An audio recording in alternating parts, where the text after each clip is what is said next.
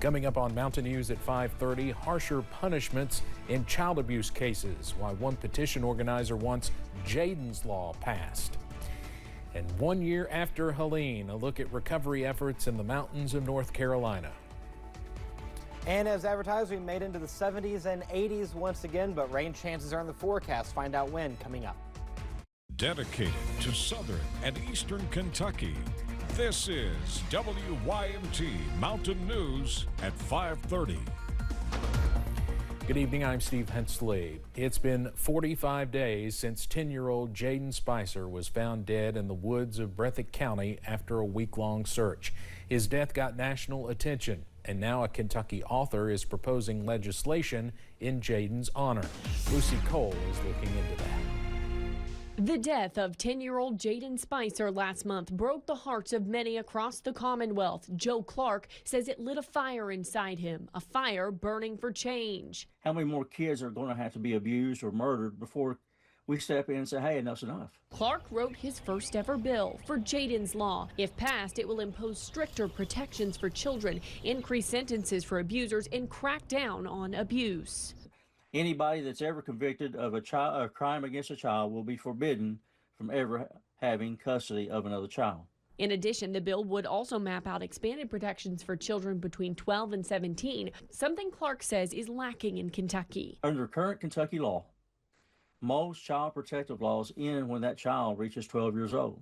Children between the age of 12 and 17 are unprotected in a lot of cases. He put a specific clause in the bill stating that because of the seriousness of this crime, if it's passed, it will go into effect immediately. Senator Brandon Smith, representing the 30th District, backs this bill. We want to, again, address the issue about daycare, abusive family members, even torture and some of the stuff out there that's a misdemeanor. And I think most of us that hear this know that that's ridiculous. Those need to be looked at. While this might not stop all crime against children, he believes it's a step in the right direction. No bill we'll ever file is going to be, sort of the silver bullet to stop it.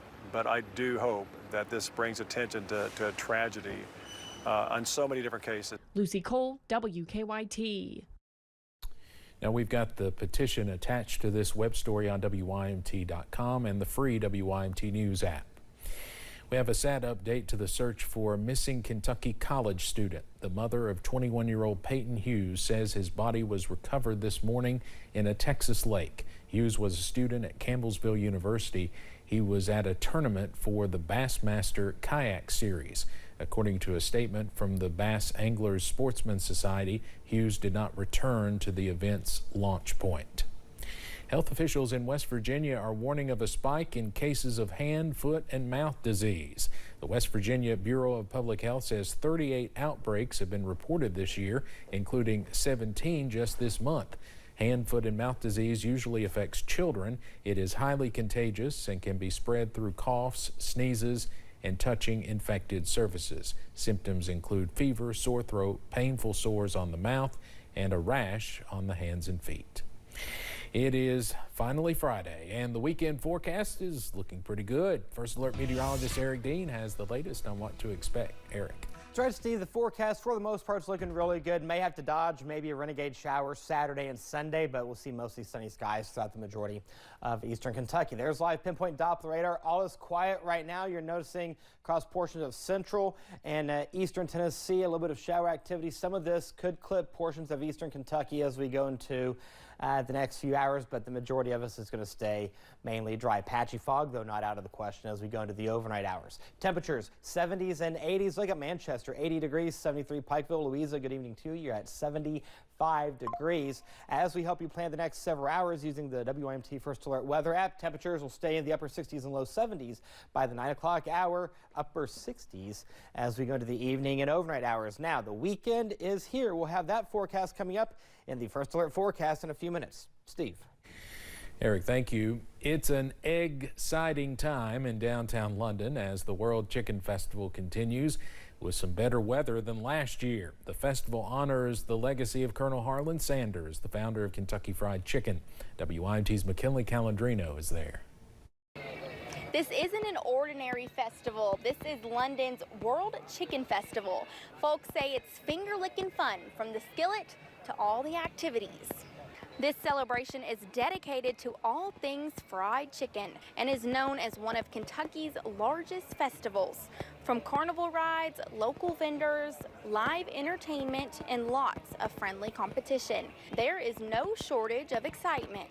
From the chicken cook-off challenges to the Colonel Sanders look-alike contest, or the World Chicken Festival pageant, and so much more. Now, this festival truly has something for everyone. So if you haven't made it here yet, the festival will wrap up on Sunday night. In Laurel County, McKinley Calandrino, WYMT Mountain News.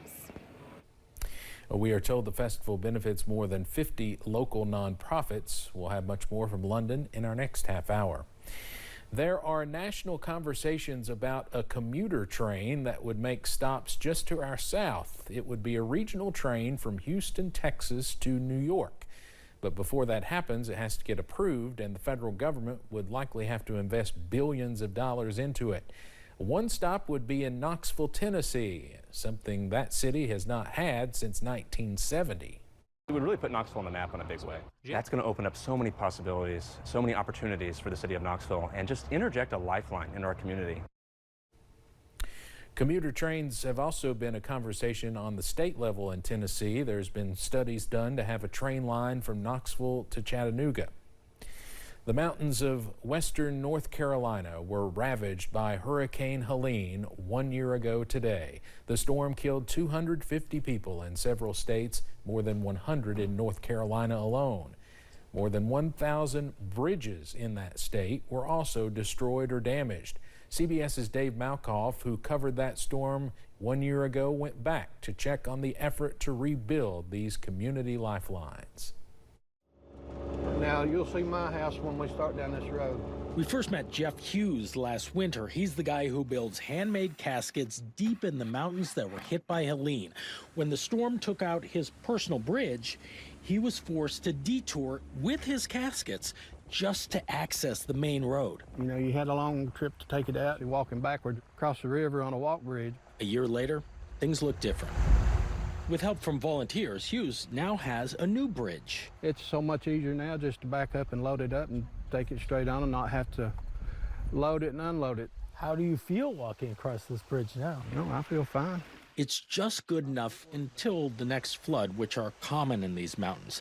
But getting a permanent bridge? We're in the mercy of the state, I understand now. We're on the list, so we don't know how far down the list we are. Just downstream, 5 families still have to do this, drive through moving water just to get home. We still feel like we're exactly where we were September 27th, 2024.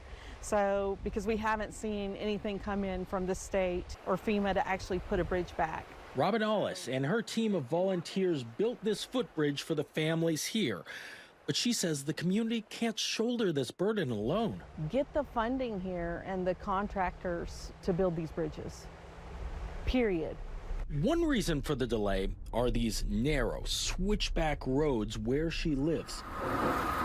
And rebuilding the bridges takes giant tools and trucks that are easier to move around a larger city like Asheville. Whereas this rail car bridge is going to take us around 2 to 3 weeks.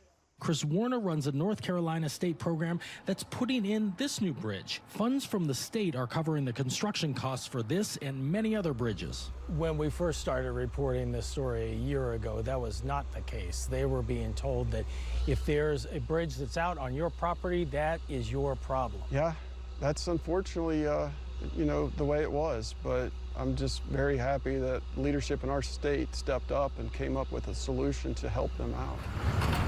FEMA does offer money for private bridges, but it's far less than what the state is providing. A year after Helene, We'll get back to normal one of these days. what endures is more than the damage. It's the resolve of a mountain community that refuses to be washed away. For Eye on America, Dave Malkoff in Newland, North Carolina. Helene's high death toll, primarily due to severe flooding, made it the deadliest mainland U.S. tropical cyclone since Hurricane Katrina in 2005. A warning tonight for hunters in Kentucky. The Department of Fish and Wildlife says there's an outbreak of hemorrhagic disease in white-tailed deer. It's been confirmed in counties across the state. Wildlife officials say this is fatal to some deer, but it is not a threat to humans, even if you eat infected deer meat. It's caused by small biting midges, a small fly. Symptoms in deer include difficulty breathing, lameness, and swelling of the head, neck, or tongue.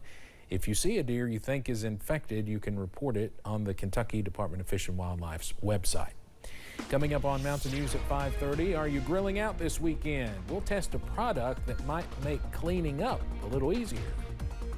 And if you are grilling out this weekend, not bad in terms of weather. We may have to dodge a shower or two. Details coming up.